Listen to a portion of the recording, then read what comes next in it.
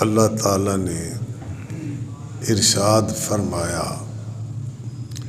ان اللہ بے شک اللہ وملائکتہ اور اس کے فرشتے یصلون علی النبی نبی پر درود بھیجتے ہیں، یا ایھا الذین آمنوا اے ایمان والو، صلو علیہ تم بھی ان پر درود بھیجو، وسلموا تسلیما اور خوب سلام بھیجو۔ اللہ کریم نے قرآن میں بہت سے احکام نازل فرمائے، نماز، روزہ، حج، زکوٰۃ، مگر کسی حکم کے بارے میں یہ نہیں فرمایا کہ یہ میں بھی کرتا ہوں، میرے فرشتے بھی کرتے ہیں، تم بھی کرو۔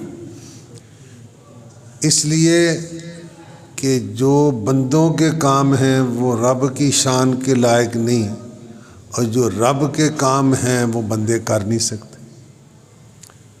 اللہ کا کام پیدا کرنا، رزق دینا، تو انسان یہ نہیں کر سکتا، اور بندے کا کام اس کی عبادت کرنا، تو اللہ اس سے پاک ہے۔ تو صرف درود پاک ایسا عمل ہے کہ اللہ نے فرمایا کہ یہ کام میں بھی کرتا ہوں، میرے فرشتے بھی کرتے ہیں، مومنو تم بھی کرو۔ تو اتنی اہمیت کے ساتھ اللہ کریم نے نبی پاک صلی اللہ تعالی علیہ وسلم پر درود پڑھنے کا حکم دیا۔ علماء فرماتے ہیں کہ عمر میں ایک بار درود پڑھنا فرض ہے، کیونکہ صلو علیہ وسلم تسلیما، یہ امر کا صیغہ ہے اور امر فرض کے لیے آتا ہے۔ عمر میں ایک بار درود پڑھنا فرض ہے اور باقی نماز میں سنت ہے، مگر مجلس میں جب حضور پاک صلی اللہ علیہ وسلم کا اسم ذاتی لیا جائے تو ایک بار درود پڑھنا واجب، لازم، ضروری ہے، اور مستحب یہ ہے کہ جب بھی سرکار کا نام آئے درود پاک پڑھا جائے۔ بلکہ حضور نے فرمایا، البخیل من ذکرت عندہ ولم یصلی علیہ، وہ بندہ بخیل ہے، کنجوس ہے، جس کے سامنے میرا نام لیا جائے اور مجھ پر درود پاک نہ پڑے۔ بلکہ فرمایا، راغم انف رجل، اس آدمی کی ناک خاک آلود ہو، یعنی ذلیل ہو، کہ جس کے سامنے میرا نام لیا جائے اور مجھ پر درود پاک نہ پڑے۔ تو عمر میں ایک مرتبہ درود پاک پڑھنا فرض ہے، اور جس مجلس میں حضور کا نام لیا جائے ایک مرتبہ نام سن کر فرض ہے، اور ہر مرتبہ پڑھنا یہ سعادت مندی ہے اور زیادہ اچھا ہے۔ درود پاک کا میرے نزدیک سب سے بڑا فائدہ کیا ہے کہ حضور علیہ السلام نے فرمایا، ان اول الناس بی یوم القیامت اکثرہم علیہ صلاۃ، قیامت کے دن مجھ سے سب سے زیادہ قریب وہ ہوگا جو مجھ پر زیادہ درود پاک پڑھنے والا ہو۔ تو یہ سب سے بڑا فائدہ ہے کہ قیامت کے دن نبی پاک علیہ السلام کا قرب ملے گا، اور جسے قرب ملے گا اسے یقیناً عذاب، کیونکہ حضور اپنے دامن رحمت میں چھپا لیں گے۔ وسعتیں دی ہیں خدا نے دامن محبوب کو، اللہ نے اپنے محبوب کے دامن کو بڑا وسیع فرمایا۔ وسعتیں دی ہیں خدا نے دامن محبوب کو،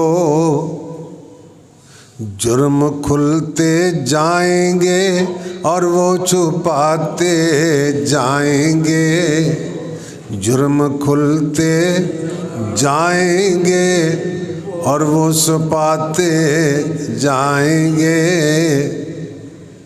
تو حضور علیہ السلام کا قرب قیامت کے دن سب سے زیادہ کسے ہوگا؟ جو حضور کی ذات پر زیادہ سے زیادہ درود پاک پڑھتا ہے۔ ایک صحابی ہیں حضرت ابی بن کعب رضی اللہ تعالیٰ عنہ، انہوں نے عرض کیا یا رسول اللہ،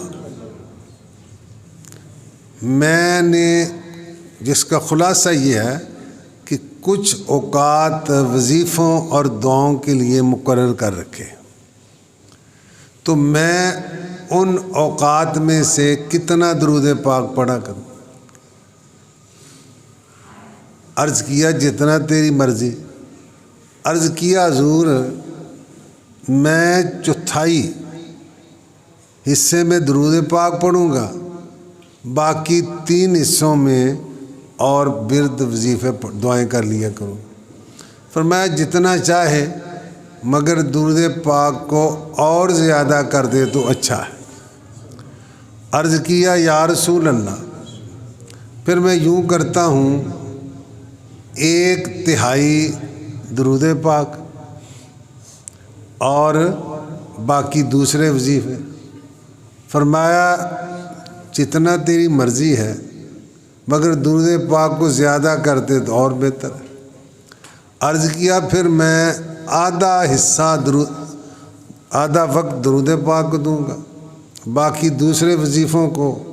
فرمایا تیری مرضی، ان زدت فہو خیر لک، اگر درود کو بڑھا دے تو اور اچھا ہے۔ عرض کیا پھر میں 2/3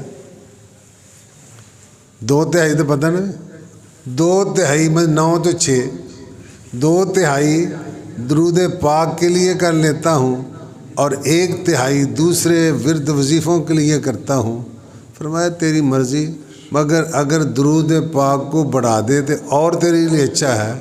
تو عرض کیا یا رسول اللہ، پھر میں سارا وقت ہی درود پاک کو دیتا ہوں۔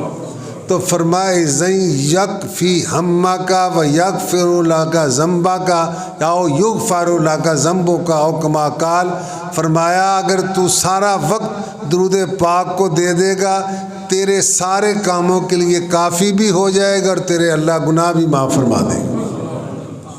نہ کیوں کر کہوں یا حبیبی اغثنی، یا کیوں کر کہوں یا حبیبی اغثنی، اسی نام سے ہر مصیبت ٹلی ہے۔ تو اعلیٰ سے فرماتے ہیں نا، کعبہ کے بدر الدجا تم پہ کروڑوں درود۔ اب تو وہاں نا جب حاضر ہوئے تو اب وہاں کھڑے نہیں ہونے دیتے، چلتے جاؤ چلتے جاؤ۔ تو جب پہلے میں گیا نا تو آخری مرتبہ 2002 میں، اس وقت 10-20 منٹ بندہ کھڑا بھی رہتا تھا، اب نہیں کھڑا۔ تو اس وقت زیادہ تر میں مواجہ شریف کے سامنے یہ پڑھ لیتا تھا، کعبہ کے بدر الدجا تم پہ کروڑوں درود، کعبہ کے بدر الدجا تم پہ کروڑوں درود، طیبہ کے شمس دوحا تم پہ کروڑوں درود، طیبہ کے شمس دوحا۔ اور کوئی غیب تم سے کیا نہاں ہو بھلا، اور کوئی غیب تم سے کیا نہاں ہو بلا، جب خدا ہی نہ چھپا تم پہ کرو درود، جب خدا ہی نہ چھپا تم پہ کرو درود صلی اللہ علیہ وسلم۔ حضرت عبد الرحمن بن عوف رضی اللہ تعالی عنہ فرماتے ہیں، ہم 4-5 آدمی تھے، ان میں سے کوئی نہ کوئی حضور کے ساتھ رہتا تھا کہ اگر کہیں سرکار کو کوئی کام ہو تو ہم فوراً حاضر ہو سکیں۔ ایک دن میں حضور کے ساتھ تھا، حضور ایک باغ میں تشریف لے گئے۔ آپ نے باغ میں جا کر سجدہ کیا، لمبا سجدہ، اتنا لمبا کہ میرے دل میں خیال آیا کہ شاید سرکار کا وصال ہو گیا۔ اس کا مطلب کوئی حرکت بھی بالکل نہیں ہو رہی ہو۔ یہ تصور کر کے میری آنکھوں میں آنسو آ گئے، میں رونے لگا۔ جب حضور نے کافی عرصے کے بعد، دیر کے بعد سجدے سے سر اٹھایا، مجھے روتے دے کر پوچھا، عبد الرحمن کیا بات ہے؟ عرض کیا، یا رسول اللہ، آپ نے اتنا لمبا سجدہ کیا، میرے دل میں خیال آیا کہ شاید آپ کا وصال ہو گیا، تو میں اس غم کی وجہ سے رونے لگا۔ حضور علیہ السلام نے فرمایا، تمہیں معلوم ہے کہ میں نے اتنا لمبا سجدہ کیوں کیا؟ اب قابل توجہ بات ہے۔ فرمایا، جبریل آئے، انہوں نے مجھ سے کہا کہ یا رسول اللہ، اللہ فرماتا ہے کہ آپ کا جو امتی آپ پر ایک مرتبہ درود پڑھے گا، اللہ اس کو 10 درجے بلند کرے گا، 10 گناہ معاف کرے گا۔ ایک مرتبہ درود پاک پڑھنے سے 10 نیکیاں عطا فرمائے گا اور 10 درجے بلند کرے گا، اور ایک روایت میں یہ بھی ہے کہ 10 گناہ بھی معاف فرمائے گا۔ اللہ نے قابل توجہ جو میری امت پر انعام کیا ہے، اس کا شکر ادا کرنے کے لیے میں نے اتنا لمبا سجدہ کیا۔ انعام امتی پر ہوتا ہے، شکر کے سجدے ہمارے آقا کرتے ہیں۔ اتنی کسی کو کسی سے محبت ہے؟ ماں جب اکلوتے کو چھوڑے آ کہہ کے بلاتے ہیں۔ انعام امتی پر ہوتا ہے، مگر شکر کے سجدے ہمارے آقا کر دیں۔ تمہارے ہی لیے تھا گناہ گاروں سے آقا رو، تمہارے ہی لیے تھا گناہ گاروں سے آقا رو، شب بر جاگنا رات بر رونا محمد کا صلی اللہ تعالی علیہ وسلم۔ شب رات بر، شب بر جاگنا رات بر رونا محمد کا صلی اللہ تعالی علیہ وسلم۔ تو اللہ کے محبوب پر جو درود پاک پڑھتا ہے، اللہ اس پر رحمت نازل فرماتا ہے، درجے بلند کرتا ہے، گناہ معاف فرماتا ہے۔ اچھا، اب اللہ کہتا ہے کہ درود پڑھو، تو ہم کیا کہتے ہیں؟ اللہم صلی علی، اے اللہ تو پڑھ دے۔ اللہ ہمیں درود پاک پڑھنے کو، ہم کیا کہتے ہیں؟ اللہم، اے اللہ، صلی علی، اپنے محبوب پر رحمتیں۔ مانگی وہ چیز جاتی ہے جو پہلے نہ ہو۔ تو اللہ کے درود کا مطلب ہے کہ اللہ محبوب پر رحمتیں نازل کرتا ہے. ہمارے درود کا مطلب ہے کہ ہم اللہ سے دعا کریں کہ یا اللہ اپنے محبوب پر رحمتیں نازل فرما. تو اسی کہیے نہ کہیے رب تے نازل فرما ہی رہے. ہم کہیں نہ کہیں رب تو نازل فرما رہا ہے. تو یہ اللہ نے ہماری بخشش کا ایک ذریعہ رکھا ہے کہ اگر میری رحمت چاہیے تو میرے محبوب کی خیر مناؤ, میرے محبوب کے لیے دعا کرو. تو دوسری بات یہ کہ ہمارے پاس وہ زبان ہی نہیں ہے کہ جس سے ہم سرکار کی تعریف کا ثنا حق کما حق کو حق ادا کر سکے. تو اس لیے ہم اللہ سے عرض کرتے ہیں یا اللہ تو ہی اپنے محبوب پر رحمت نازل فرما.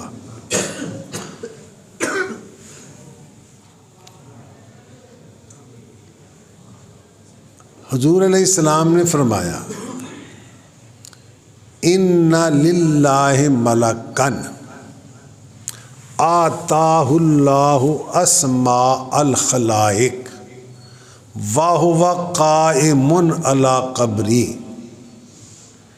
اللہ کریم نے میری قبر انور پر ایک فرشتہ مقرر کیا ہے جس کو ساری مخلوق کی آوازیں سننے کی طاقت بخشی ہے. اسماء الخلائق, ساری مخلوق کی آوازیں سننے کی. آپ کا کوئی امتی مشرق میں ہو, مغرب میں ہو, شمال میں ہو, جنوب میں ہو, کہیں بھی ہو, آپ پر درود پڑھتا ہے تو فرشتہ عرض کرتا ہے یا رسول اللہ آپ کا فلاں امتی جس کا یہ نام ہے, جس کے باپ کا یہ نام ہے, وہ آپ کی بارگاہ میں سلام عرض کر رہا. تو اب یہ حضور کے اعزاز کے لیے ہے, یہ وجہ نہیں کہ حضور خود نہیں سنتے. اللہ فرشتہ تو حضور کا غلام یہ جو فرا, تو اللہ غلام کو یہ طاقت دیتا تو آقا کو نہیں دے سکتا. غلام کو اللہ اتنی طاقت دیتا تو آقا کو نہیں دے سکتا. آقا کو بھی یقیناً عطا فرماتا ہے, مگر یہ اعزاز کے لیے اللہ نے فرشتہ مقرر کیا. اور یہ اس درود پاک کی ایک بھی بہت بڑی بات یہ بھی ہے کہ درود پاک پڑھنے سے سرکار کی بارگاہ میں امتی کا نام لیا جاتا ہے. ذکر میرا مجھ سے بہتر ہے کہ تیری محفل میں ہے. تو درود پاک نبی پاک صلی اللہ علیہ وسلم کی ذات پر پڑھنے سے مصیبتیں بھی ٹلتی ہیں, مشکلیں آسان ہوتی ہیں اور اللہ کی رحمتوں کا نزول ہوتا ہے. حضرت موسیٰ ضریر ایک بزرگ ہیں, وہ فرماتے ہیں کہ میں ایک جہاز میں سوار تھا, مخالف ہوا چلی, جہاز لڑکھڑانے لگا, ڈگمگانے لگا, ہچکولے کھانے لگا. اب زندگی سے مایوسی ہو گئی کہ اب یہ ڈوبے ڈوبے. حضرت موسیٰ ضریر کہتے ہیں مجھے اونگ آ گئی. پر دیکھو نا ایسے وقت میں اونگ آتی ہے, ایسے وقت میں, مگر اللہ کا کرم ہو تو آ جاتی ہے. جنگ احد میں صحابہ کرام شہید بھی ہوئے, شدید زخمی بھی ہوئے, مگر ان کو اونگ آ رہی تھی ایسے کہ تلواریں ہاتھ سے گر پڑتی تھی. قرآن اس کو اذ یغشیکم النعاس امنۃ منہ, کہ جب تمہیں اللہ نے اونگ ڈال کر تمہیں سکون عطا کیا. تو ایسے وقت میں اونگ نیند نہیں آتی ہے, مگر جب اللہ کا کرم اور فضل ہو تو. حضرت موسیٰ ضریر فرماتے ہیں مجھے اونگ آ گئی, سرکار میں آقا خواب میں آقا تشریف لے آئے. سرکار خواب میں تشریف لے آئے. معلوم ہوا کہ امتی جس حال میں بھی ہو اللہ اپنے نبی کو علم عطا فرما دیتا ہے. فریاد امتی جو کرے حال زار میں, فریاد امتی جو کرے حال زار میں، ممکن نہیں کہ خیر البشر کو خبر نہ ہو، ممکن نہیں کہ خیر البشر کو خبر نہ ہو۔ آقا تشریف لے آئے، آپ نے فرمایا اے موسیٰ زریر، کشتی والوں سے کہہ دو 1000 مرتبہ درود تنجینا پڑھو تو کشتی طوفان سے نکل آئے گی۔ حضرت موسیٰ زریر فرماتے ہیں میں نے کشتی والوں کو کہا ابھی 300 مرتبہ ہی پڑھا تھا کہ کشتی طوفان کی زد سے نکل آئی، نہ کیوں کر کہوں یا حبیبی اغثنی، سارے بول دو، نہ کیوں کر کہوں یا حبیبی، نہ کیوں کر کہوں یا حبیبی اغثنی، اسی نام سے ہر مصیبت، اسی نام سے ہر مصیبت ٹلی ہے۔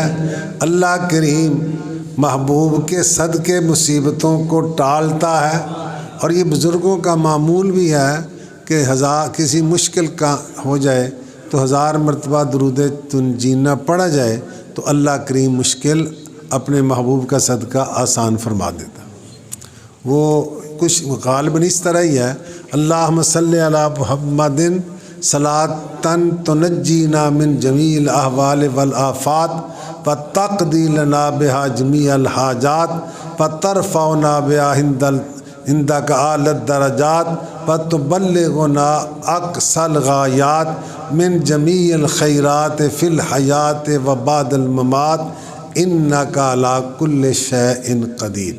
اگر اسے کسی مشکل میں 1000 مرتبہ پڑھا جائے تو اللہ کریم مشکل کو آسان فرما۔ اللہ کا نام ہے، اللہ کے محبوب کا نام ہے، تو اللہ سے عرض کریں، دیکھو اس کا معنی کیا ہے، اے اللہ اپنے محبوب پر ایسا درود نازل فرما جس کے ذریعے تو ہمیں مشکلوں سے نجات دے۔ رب منگے تو رب کو لے تو نجینا بہا، تو نجات دے ہمیں اس کے صدقے من جمیع الاحوال والآفات وتقضی لنا بہا، اور رب منگیا رب کو نہیں جا لیا، یا اللہ ساڑیاں حاجتاں پوری کر دے، ساڑے درجے بلند کر دے، ساڑے دنیا اور آخرت کے سارے مقاصد حل کر دے۔ تو درود پاک کی برکت سے سوال کس سے کیا ہے؟ بولو بھی رب سے، کہ اللہم اے اللہ صلی علی، رحمت نازل فرما اپنے محبوب پر، صلاۃً ایسی تنجینا جو ہمیں نجات، جس کے ذریعے تو نجات دے۔ تو نجات رب دیتا ہے مگر اپنے بندوں کے ذریعے سے۔ حضور علیہ السلام نے فرمایا کہ جمعہ کے دن مجھ پر درود پاک کثرت سے پڑھا کرو، زیادہ، عام حالتوں سے زیادہ پڑھے، عام دنوں سے۔ یہ سنا ہے کہ جو ہماری مسجد میں فجر کے بعد درود پاک پڑھتے ہیں نا، یہ میاں شیر محمد صاحب رحمۃ اللہ علیہ نے شروع کرایا تھا، سنا ہے، وہ صوفی صاحب ہوتے تھے، وہ کہتے تھے۔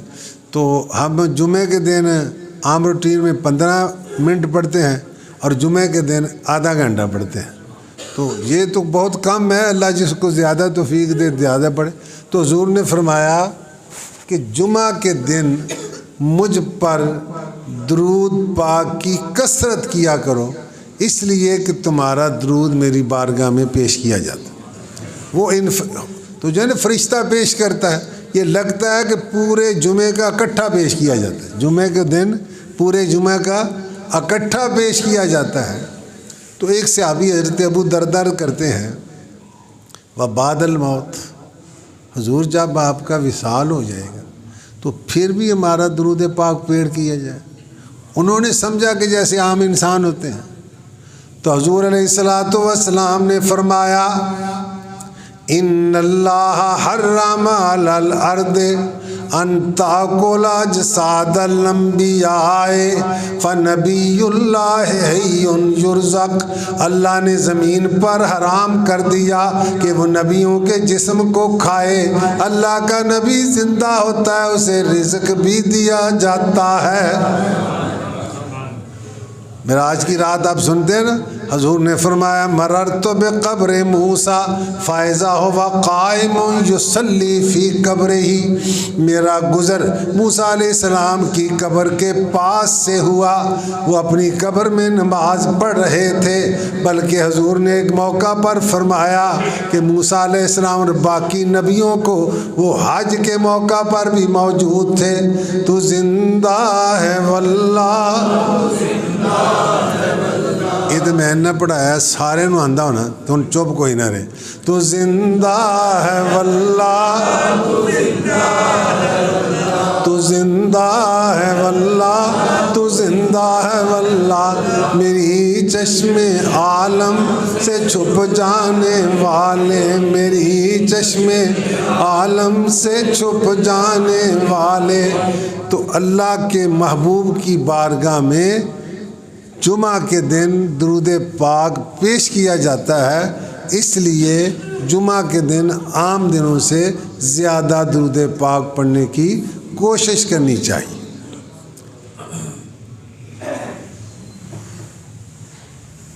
اب کون سا درود پاک پڑھنا چاہیے، کون سا نہیں پڑھنا چاہیے، اس میں تو اختلاف ہو سکتا ہے، دو رائے ہیں، کون سا افضل ہے یا کون سا افضل نہیں ہے۔